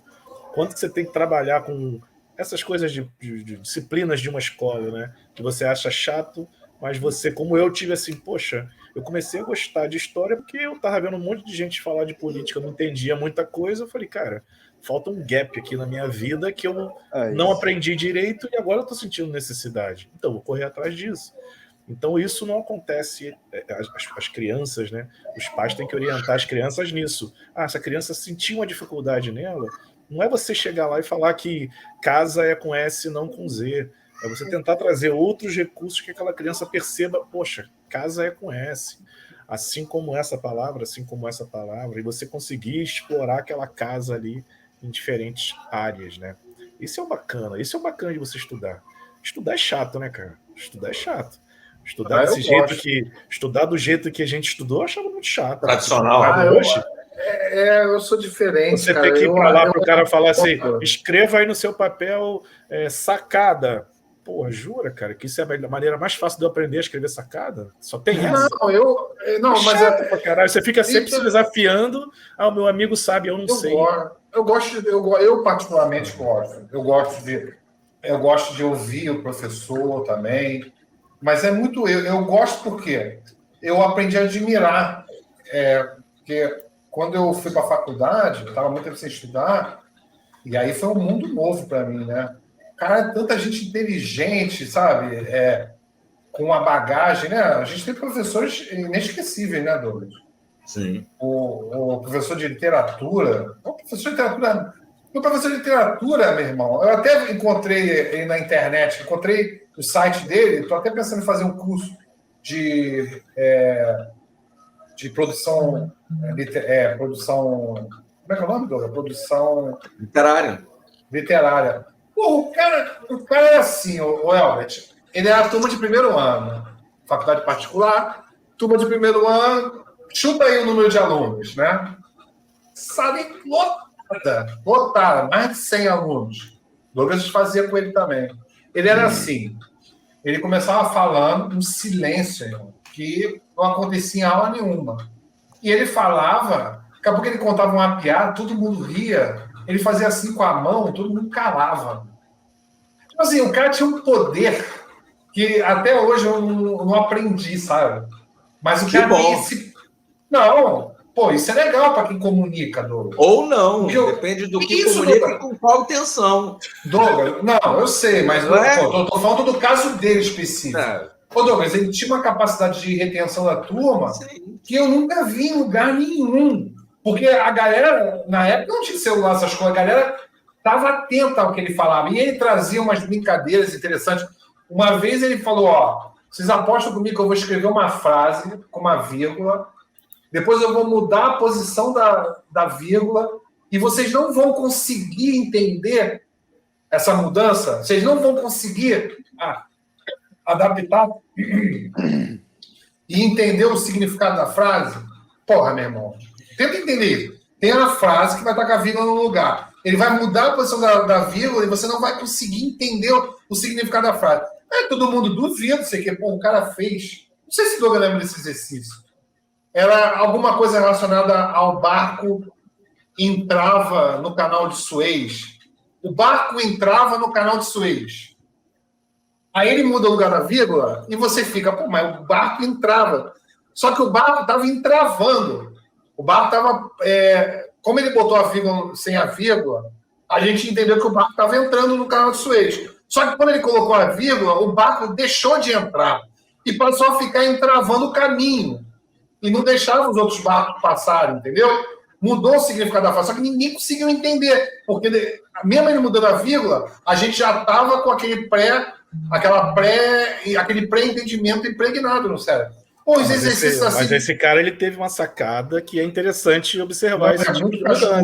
Ele é muito cascudo. Diferente de que você tem um monte de professor que escreva aqui o número 8, escreva aqui 7 vezes o número 7. Porra, pelo amor de Deus. Eu sei, mas é muito mais fácil você dar esse tipo de aula. Não, mas você não precisa nem entender. Mas mesmo assim, se a gente for ver como as pessoas aprendem, a aula dele não é uma aula que cria experiências que sejam significativas para as pessoas realmente aprenderem. Bota a pessoa para pensar, né? Que é o mais não sei, porque isso é um caso, é aula expositiva. Ele está tudo que o que o Paulo Freire critica. É o professor dono do conhecimento ali na frente, os alunos de frente para ele. É uma educação bancária, não é porque ele fala bem e tem o controle da turma que uma educação não seja bancária, ela é bancária. Ele está lá depositando conhecimento. Existem outros métodos, inclusive métodos ativos de aprendizagem, que talvez as pessoas aprendam melhor. Mas é só pela questão do que eu estava falando. Eu gosto de aula chata. A aula pode ser chata, mas eu particularmente gosto. Você é chato. Isso você gosta de aula chata. Não, eu gosto de estudar a comunicação, entende? Você lembra do nosso orientador lá, todo poderoso Mariano Pimentel, lá no mestrado? Foi o primeiro momento que eu entrei numa sala de aula e o cara fala para mim, vamos desorganizar essa sala aqui e botar todo mundo em círculo. Exato. Aí, eu no mestrado, foi o primeiro contato que eu tive com a sala de aula diferente de um olhando pro pescoço do outro. E outra. Pra mim, aquele cara era doido. Eu falei assim, esse cara é doido. O cara era acima da média, o cara era maluco. A coisa mais fantástica, a coisa mais fantástica, Elton, a gente na primeira turma de UML, acho que era modelagem de dados, eu não lembro qual é a disciplina. E aí, uma porrada de maluco, Petrobras, Dataprev, vários profissionais de anos, tudo analista de sistema, os caras casca grossa em UML e tal. E aí o Pimentel foi dar aula de UML, né? Mó simplicidade, mó humildade. E aí ele foi, mandou a galera se preparar, e a galera trazia, era sala de aula invertida, a gente tinha que se preparar e fazer a apresentação na aula. Ninguém sabia que era sala de aula invertida, ele já estava aplicando ali, ele sabia. E a gente está lá, de repente, a aula de mestrado, né? Que até eu falo isso, né? A gente só vai ter acesso a boa aprendizagem a partir da pós-graduação, que é quando a gente vai passar a dar aula, que é a melhor forma de aprender, né? Porque você tem que ensinar alguém. É mais, de repente, é mais do que você resolver um problema. Você está, além de resolver, tem que ensinar as pessoas a resolver. Mas, enfim, ele chegava e botava em causa o tempo todo a UML.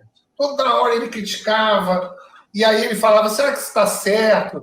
Ele gerava aquela discussão, e aí, em determinado momento, a turma começou a questionar o conhecimento dele.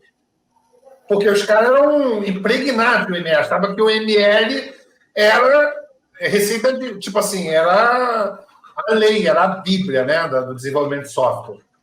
Os caras não imaginavam no movimento ágil, não tinha essa noção. Os caras estavam muito presos àquela cotidiano desde nessa profissional, né? E ele começou a questionar, e aí os caras começaram a discutir, não, tu tá errado, não sei o quê. E ele, numa tranquilidade, porra, meu irmão, aí eu fui ver, cara, o cara fez doutorado, ele estudou aquilo pra caramba, meu irmão. Ele tinha a capacidade de estar criticando algo que a galera não tinha noção, sabe? Eu vi vários momentos do Pimentel assim. Aquele cara ali, quando eu entrei no mestrado, exatamente, quando eu entrei no mestrado, hoje mesmo eu estava conversando com uma amiga nossa da época do mestrado também. Ela falou, Elbert, surtei depois do doutorado e tô indo pro mercado de novo porque eu não aguento mais o mundo acadêmico, tô dando aula ali e aqui, mas eu surtei. E aí, cara, quando eu entrei no mestrado para ganhar o título de mestre e sair para dar aula. Esse foi o meu objetivo, eu não tinha outro objetivo, eu não queria viver na academia. Eu sempre discuto muito a relação academia e mercado, eu sempre fui um cara de mercado. E aí, quando eu entrei lá e vi aquele cara pensando a educação de uma outra forma, por um monte de nerd, eu falei assim, cara, esse cara é um gênio, mano. A tecnologia também, né? A educação e tecnologia. Que doideira aquele cara conseguir juntar educação e tecnologia daquele jeito. E aí eu me apaixonei e comecei a dar aula. Ele me viciou legal em investigação, pesquisa. Ele foi assim, ele e a Simone, né? Que eu tive o prazer de ter essas duas pessoas na minha vida, né? O Pimentel foi meu orientador e ele me ajudou muito assim, eu tenho uma história engraçada com ele. Eu fui trabalhar com ele na SEAD, Coordenação de Educação à Distância. Ele me chamou para ser bolseiro, quando eu entrei, bolsista, né? E aí eu comecei lá e tinha uma colega, Carla, que não passou no mestrado, mas que ia tentar o ano seguinte. Só que a gente era curioso, porque a gente ia para reunião com ele e tinha maior medo, né? No início ainda, maior medo. Porque ele estava ali para avaliar a gente, e ninguém gosta de ser avaliado, né? A gente se sente nu. E eu me lembro que eu ia para a reunião com ele, mas aí isso é a malandragem da vida, né? A vida me ensinou isso. Eu ia para a reunião dele, a primeira reunião eu fico com muito medo, aí eu já comecei a sacar ele. Pô, o que o cara faz? Ele manda, eu fiz o meu trabalho, ele fica perguntando o que eu fiz e vai fazendo com que eu reflita e vai melhorando o que eu fiz. Eu percebi o processo, né? E aí, na primeira reunião, ele foi, criticou tudo que eu fiz, mandou refazer. Aí, na segunda, eu já fui contra a cabeça. Eu falei, não, eu tenho que fazer o que ele falou. Eu já ia assim, eu fazia o trabalho, como é que o aluno faz, né, Albert? Ele, tem essa tarefa. Eu faço a tarefa e pronto. Dificilmente eu vou revisar a tarefa.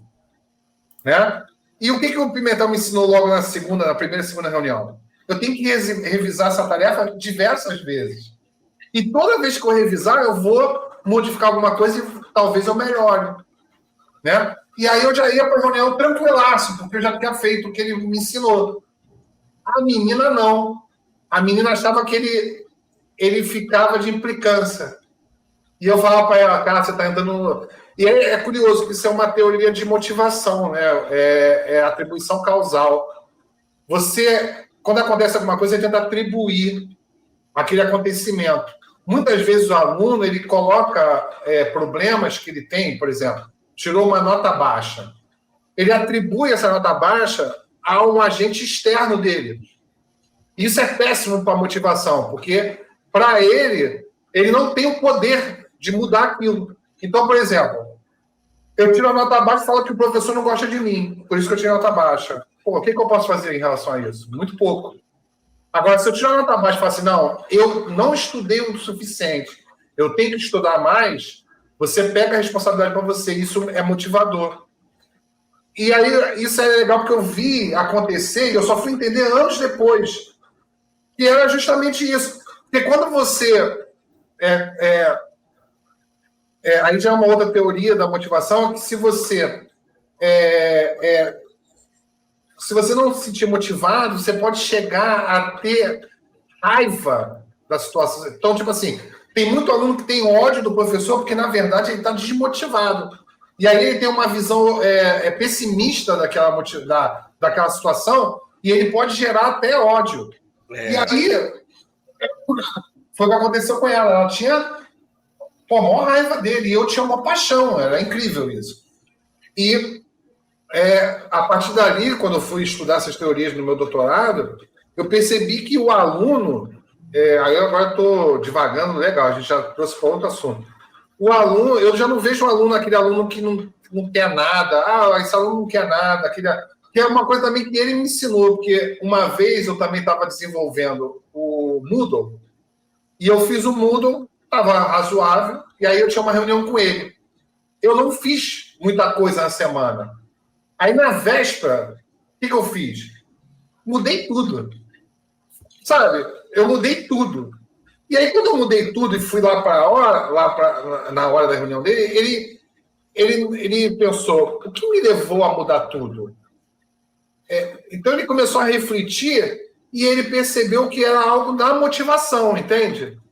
E ele, conversando ali comigo, ele fez eu sacar isso. Eu falei, caraca, olha só como é que é a análise, né? E aí é isso, tipo assim, eu tinha muito essa visão quando eu fui para Portugal.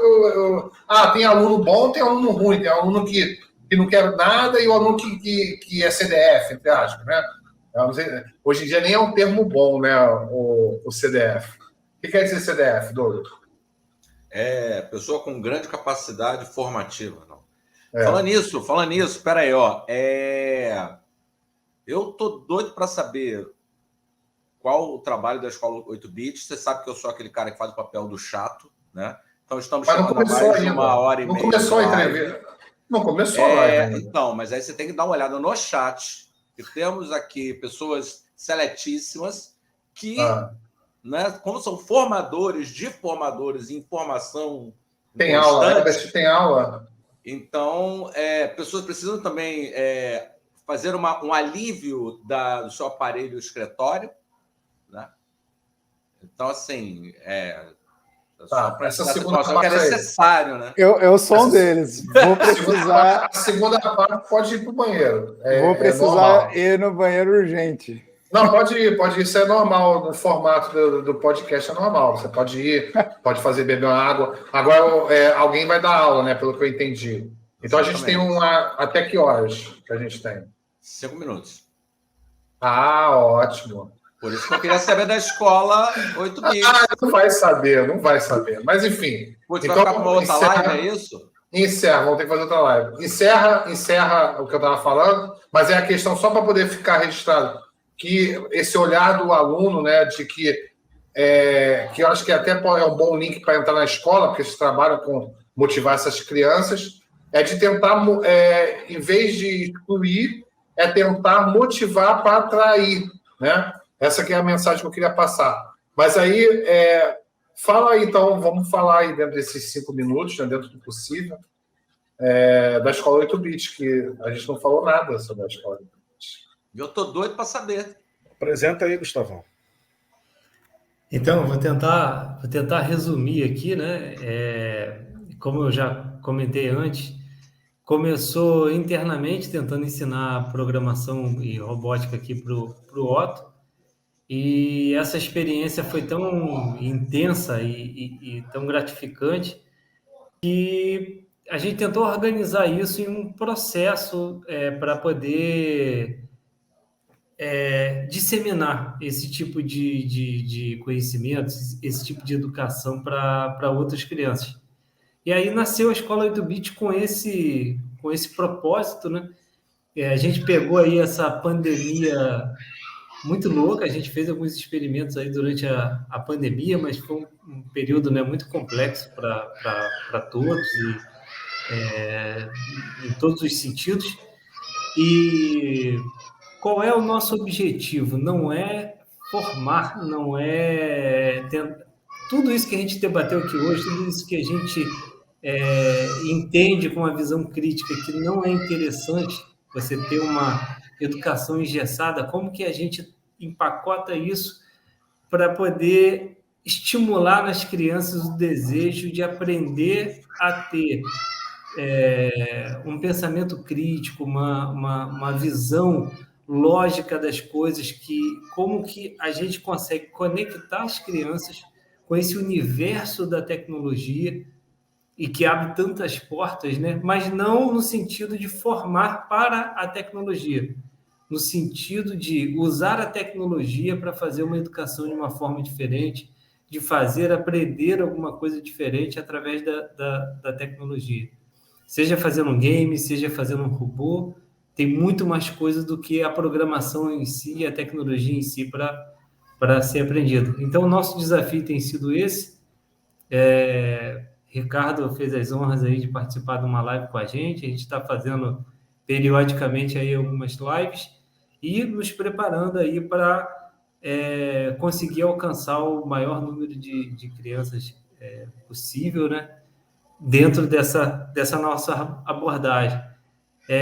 De forma resumida, não sei se foi resumida demais. Gustavo, quem ouviu aqui, quer entrar em contato, quer levar o projeto para a escola, como é que faz? comunidade8bits.com.br. Se quiser seguir nas redes, vocês têm esse serviço de parceria com escola? Hoje ainda não. Mas tem essa intenção. Não. O quê? Perdão? Vocês têm essa intenção de fazer... Sim, a gente está construindo ainda, fazendo uma série de experimentações para ver o como que isso fica melhor aplicado, né? E aí vai render papo para caramba de o objetivo hoje das escolas, como que isso se encaixa, se um novo modelo de escola tem que existir, isso dá um papo bem, bem longo, mas hoje não. Hoje a gente está fazendo experimentações diretas, nós com alunos, e hoje a gente não tem parceria com escolas. Algumas escolas já nos procuraram, a gente já trocou muitas ideias, o Iga aí vem toda a bagagem aí da área de educação, mas hoje ainda não. A gente não tem uma parceria direta com a escola. E das redes sociais, se alguém quiser conhecer um pouquinho melhor do trabalho, é @escola8bit, tanto no Facebook quanto no Instagram. Muito bacana, porque quando o Elbert ele definiu, né, para mim, o papel do programador, meu lado filosófico veio à tona. E aí eu comecei a ver o programador como um gestor de existências. Saca? Sim, eu achei isso muito legal. Não, peraí, Douglas. O que é um gestor? Bom, se você deixar eu falar, eu vou explicar. O que é isso? Não, achei que você não ia falar. Não, porque o gestor é aquele cara que é um grande administrador. E para você administrar qualquer coisa, você tem que ter ouvido para escutar problemas.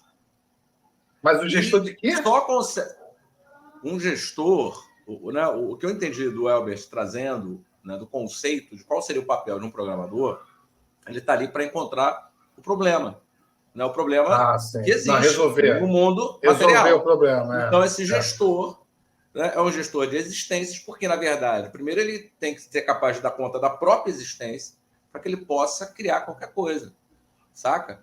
E você levar esse olhar para a escola, né, de um sujeito que vai ali para ver o problema não com olhos negativos, mas com olhos positivos de intervenção, de transformação, de construção, é algo muito legal. É ter um olhar positivo diante da adversidade. Sacou? E isso, assim, eu fiquei encantado. Por isso que eu quis dar uma filosofada, que eu achei muito legal. Isso é bonito, viu?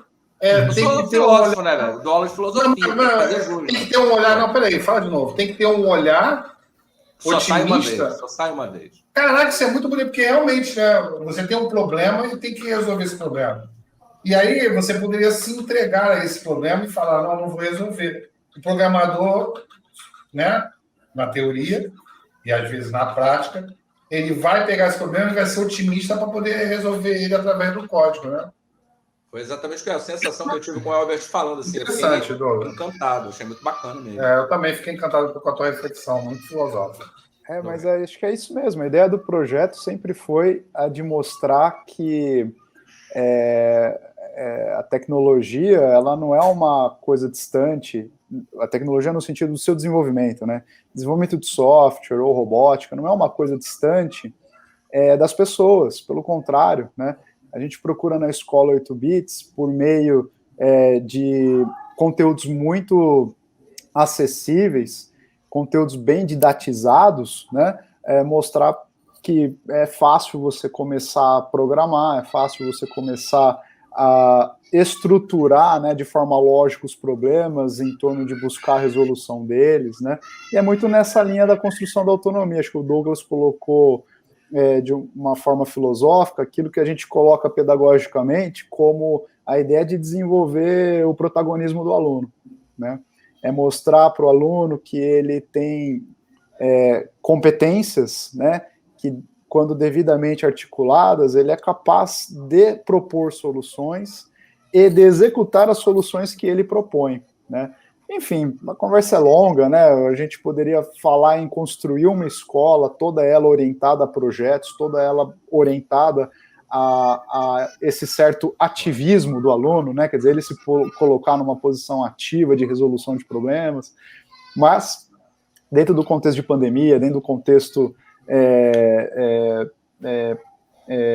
de distanciamento social, a gente buscou fazer um piloto, né, da escola 8 bits, que é a comunidade 8 bits, e essa comunidade, ela tem lá os seus cursos, tem lá as pessoas podem participar, é aberto, então pode entrar lá, pode colocar dúvida, pode fazer os cursos, e mais novidades virão nessa linha. Sempre há de tornar o desenvolvimento de software e a robótica parte dos instrumentos que a gurizada toda, de 8 a 80 anos, pode ter à sua mão para ter a sua existência no mundo virtual, no mundo digital, né? Fazendo gancho aqui com o que o Douglas falou.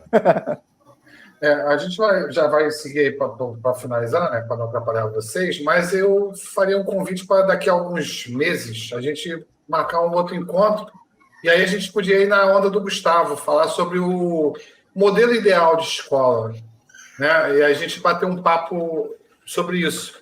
Hoje a gente meio que, né, introduziu as reflexões, refizemos a nossa história, né, Quebrou, e aí a gente pode depois pensar no futuro, se é que ele existe. E aí a gente... Como que a gente faz esse mix entre o virtual e a cultura maker, o faça você mesmo? Como que a gente mistura isso tudo aí num bate-papo novo aí? Porque é curioso, porque o futuro promete. Porque enquanto a gente está discutindo tempo de tela das crianças, ninguém está se ligando que daqui a um tempo a gente não vai ter nem tela. A gente vai estar com o computador no olho, no óculos. E aí essa discussão não faz nem sentido, né? Tempo de tela, a gente vai estar online 24 horas. Mas, enfim, é isso. Elbert, você não falou nada durante toda a live? Eu não falei nada. Entrou calado, saiu calado. A gente fala muito, cara. A gente tem que fazer uma live de umas 4 horas para a gente parar de falar. São 5 pessoas, né? Realmente... teria que ser bastante tempo, não tem como. Você juntou cara que gosta de falar. Juntou cara que é cheio de história aí, cara. Pô, se for contar um dia, botar uma live só com as histórias do Daniel, só com a história do Gustavo, dá pra fazer em fascículos aí, nosso. E as tuas, né, Elber? Na minha quase não tem nada, mesmo gibizinho. O cara com 40 anos de cabelo platinado. Esse tem história, tem muita história, Elber. A gente começa a fazer coisa estranha depois de velho. É isso. Só para deixar registrado, semana que vem a gente vai conversar com a Carolina Campos, que é a colega lá da Unicamp, que está fazendo mestrado no grupo NRG. Ela é neuropsicóloga. Não sei se o Douglas conhece ela. Conhece, né, Douglas? Conhece. Você participou da reunião lá? Então, aí a gente vai falar sobre aprendizagem pela ótica da neuropsicologia, a neuropsicóloga. E aí, quando eu falei para ela que o tema seria esse, ela falou, porra, aí você me pega, né? Porque eu vou falar de aprendizagem. Eu falei, não, a aprendizagem deixa com a gente. Você vai vir com a ótica da neuropsicologia. Então vai ser um papo bem interessante, porque ela saca muito de funções executivas. Não vou falar sobre isso, porque senão a gente não termina hoje. Mas aí, semana que vem, vocês vêm descobrir o que é funções executivas e vamos falar um pouco sobre neuroeducação com ela. Certo, Douglas? Certo, Gustavo, obrigado. Daniel, obrigado. Elbert, muito obrigado. Né? Obrigado. Nós que agradecemos o convite. É isso. E aí, como de costume, vai ficar o finalzinho aí com o convite para o próximo encontro. Valeu, Douglas. Sempre bons, cara. Obrigado. Valeu, gente. Aproveita Obrigado essa pelo parte. papo. Tamo Valeu. juntos. Obrigado, Agora que eu me liguei que eu Guilherme. tô do lado do Obrigado, Gustavo obrigado. aqui. Do lado do Gustavo. Agora que você viu. Porque Saquarema eu também. Não, É verdade. Saquarema. Não, Saquarema também. É verdade. O Elbert não está muito longe também, né, Elbert? Tô aqui Maricá. do lado de Saquarema, tô aqui em Maricá. É.